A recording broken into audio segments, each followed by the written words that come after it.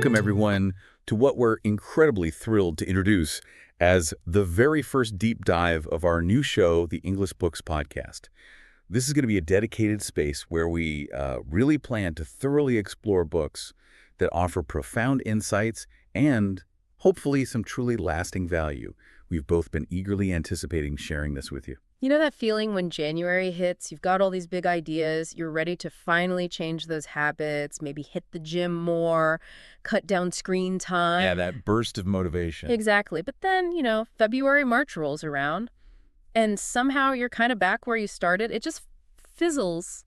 Sound familiar? Oh, definitely. It's such a common cycle, isn't it? We want to change, but making it stick is the real challenge. Right. And that's really where James Clear's book, Atomic Habits, comes in. It offers some, really practical insight. It really does. Provides a solid framework. So in this deep dive, we want to pull out the key takeaways for you listening, stuff you can actually use starting today. Practical steps, yeah. There's this great analogy Clear uses. Imagine a plane taking off from New York, heading for LA. Okay. But the pilot adjusts the course just like 3 degrees south. Tiny change, right? Seems insignificant. But by the time they're over the Pacific, that tiny shift means they're heading for Tijuana, not Los Angeles. Wow. That really illustrates it. It shows how these small, seemingly minor shifts in your daily habits can completely change where you end up, for better or sometimes for worse. And that leads right into the idea of compounding, which is central to the book. Explain that a bit more. Well, Clear talks about getting just 1% better each day. Doesn't sound like much. No, barely noticeable day to day. But if you improve by 1% every single day for a year, you don't just end up 365% better. You're actually 37 times better. 37 times, that's huge. It's the power of compounding. But the flip side is also true. Get 1% worse each day, and you basically decline down towards zero. That's kind of scary, actually. It applies to everything, doesn't it? Knowledge, skills. Relationships, productivity, yeah. But also the negative stuff. Stress, procrastination, negative self-talk. Yeah. Those compound too. So it really drives home that big changes aren't usually about massive upheavals. They're the result of these tiny, consistent daily actions. Precisely. And this connects to something else people often struggle with when trying to change. Yeah. This expectation of, linear progress. You mean you expect to see results steadily going up as you put in effort? Exactly. You picture this nice, neat upward line.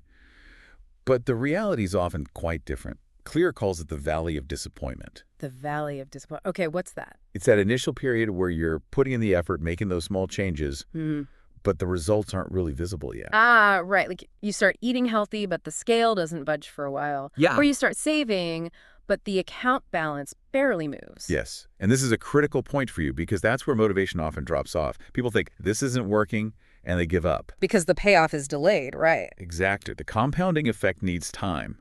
It's like planting bamboo. You water it for ages, nothing seems to happen above ground. Uh-huh. But then suddenly it shoots up incredibly fast because all that initial work was building the root system underground. So you need patience. You have to trust that those small efforts are building something, even if you can't see it immediately. That's the key. Trust the process. Which actually brings us to another really fundamental idea. Clear emphasizes the difference between goals and systems. Okay, goals versus systems. We hear so much about setting SMART goals and all that. What's wrong with focusing on goals? Well, it's not that goals are bad, they provide direction. But Clear argues that focusing only on goals can be counterproductive for a few reasons. Like what? First, think about it. Winners and losers often have the exact same goals, don't they? Everyone in the Olympics wants goals. Plenty of people want to write a bestseller. So the goal itself doesn't guarantee success. Interesting point. Right. Second, achieving a goal is often just a momentary change. You hit your target weight, great.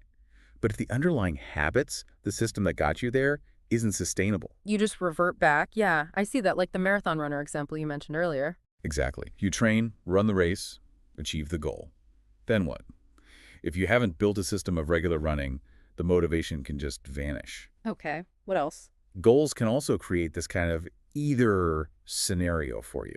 Either you achieve it and you're a success, or you fall short and you feel like a failure. Even if you made huge progress along the way. Right. It doesn't value the journey. And finally, like we touched on, motivation often fades after the goal is achieved.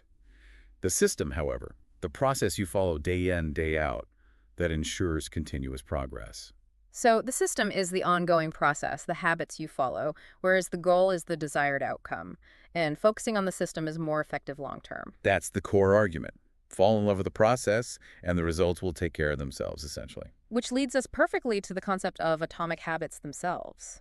What does clear mean by atomic? Think small. Like atoms are the fundamental building blocks of molecules, atomic habits are the tiny routines, the small behaviors that accumulate into significant results for you. So not these massive life-altering changes overnight. No, definitely not. It's about those seemingly minor actions you take consistently, the 1% improvements. Those are the atomic habits that build remarkable outcomes over time. Okay. And Clear talks about different levels or layers of behavior change, doesn't he? Yes, 3 layers. The outer layer is changing your outcomes, the results. Mm-hmm. Losing weight, publishing the book, learning the language. That's usually what we focus on, right? The results. Typically, yes.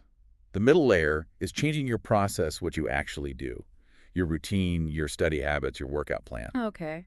But the deepest, most powerful layer is changing your identity, changing your beliefs about yourself, who you fundamentally are. Identity. How does that connect to habits? Clear argues that the most effective way to change your habits is actually to focus on changing your identity first. Instead of thinking, I want to run a marathon, I need to follow this training plan, process focus, think I want to become a runner, identity focus. So it's about who you want to be, not just what you want to achieve. Exactly. The goal isn't just to write a book, it's to become a writer. It's not just to learn guitar, it's to become a musician. And how does that identity shift help?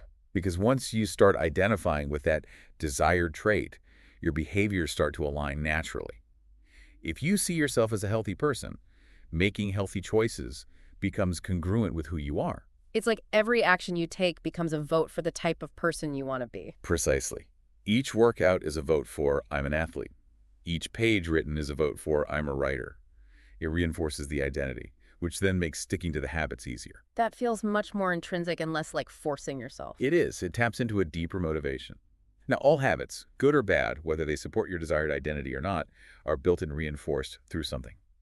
Clear calls the habit loop. Right, the loop. Can you break that down for us? Sure. It's a simple 4-step pattern. Cue, craving, response, reward. Cue, craving, response, reward. Okay, the cue is the trigger. It tells your brain to initiate a behavior. It could be a time of day, a location, an emotion, another person. Like your phone buzzing. That's a cue. Perfect example. Mm-hmm. Then comes the craving. This isn't really about the habit itself, but the change in state it delivers.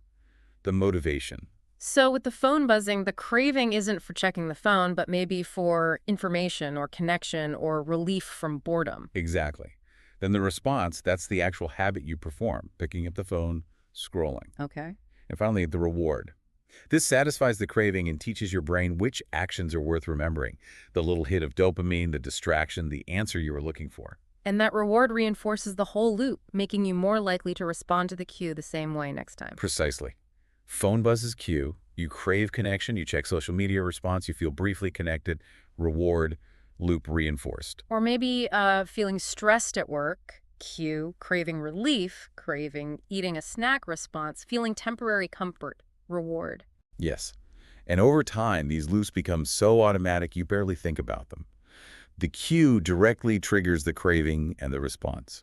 And sometimes, like you said, they chain together. One habit becomes the cue for the next. Understanding that loop seems crucial then if you want to change a habit. It's the foundation. And based on this loop, Clear developed his 4 laws of behavior change to help you build good habits and break bad ones. Okay, let's get into those. What's the first law? The first law is make it obvious. This deals directly with the cue part of the loop. Make the cue obvious. How do you do that? Well, first, you need awareness of your current cues and habits. Many are unconscious. Clear suggests doing a habit scorecard. A scorecard. Yeah, basically you just list out your daily habits, waking up, checking phone, brushing teeth, making coffee, commuting, etc.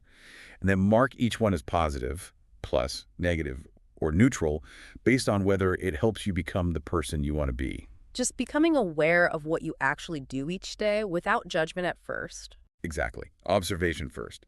Then, to build a new habit, you need to make the cue explicit. Vague intentions like, I'll exercise more, rarely work. Right. Too fuzzy. So use an implementation intention. It's a specific plan for when and where you'll act. The formula is, I will behavior at time and location. So not I'll read more, but I will read for 15 minutes at 7 a.m. in my living room armchair. Perfect. That specificity makes it concrete and much more likely to happen. Another technique here is habit stacking. Habit stacking, what's that? You link your desired new habit to an existing habit you already do consistently. The formula is, after current habit, I will new habit. Oh, okay. So like after I pour my morning coffee, I will meditate for 1 minute. Exactly. Uh, You use the completion of the current habit as the cue for the new one. It leverages momentum you already have. that sounds really practical. It is, and a huge part of making cues obvious is designing your environment. Motivation is unreliable, environment is powerful. So structuring your surroundings to trigger the right habits. Yes. Make cues for good habits visible and obvious. Want to practice guitar? Leave it out on a stand, not in the case. Want to eat healthier? Keep fruit in a bowl on the counter, not hidden in the fridge drawer. And conversely, make cues for bad habits invisible. Right. If you mindlessly snack, get the junk food out of the house. If your phone distracts you, put it in another room when you need to focus. Reduce exposure to the triggers. Out of sight, out of mind, it's often easier to avoid the temptation than to resist it. Absolutely. Self-control is a short-term strategy. Environment design is a long-term one. Context is the cue. Try the one space, one use idea too. Your bed is for sleep, your desk is for work. It strengthens associations.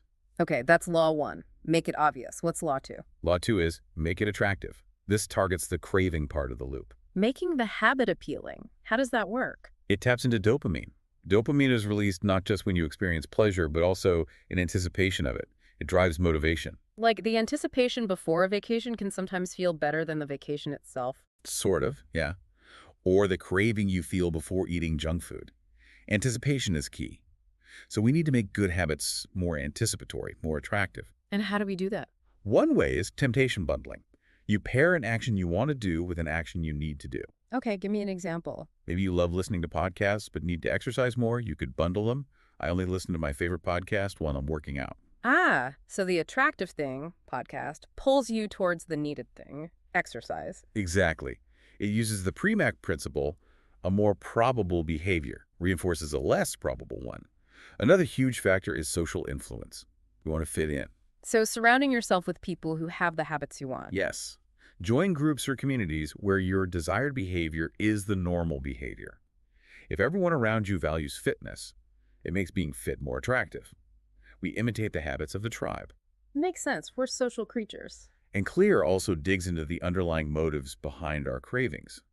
Surface desires often mask deeper needs, like conserving energy, getting food, water, finding love, connecting with others, winning status, reducing uncertainty. Modern habits often just hijack these ancient drives. Scrolling social media might be tapping into a need for connection or status. Understanding the real craving can help you find better ways to satisfy it. Precisely. And you can also consciously reprogram your brain to find hard habits more attractive by focusing on their benefits. How so? Instead of thinking exercise is tiring, reframe it as exercise gives me energy and health. Instead of saving as sacrifice, think saving buys me future freedom. Associate the habit with positive outcomes. And for bad habits, make them unattractive by highlighting the downsides. Exactly. Focus on the benefits of avoiding the bad habit.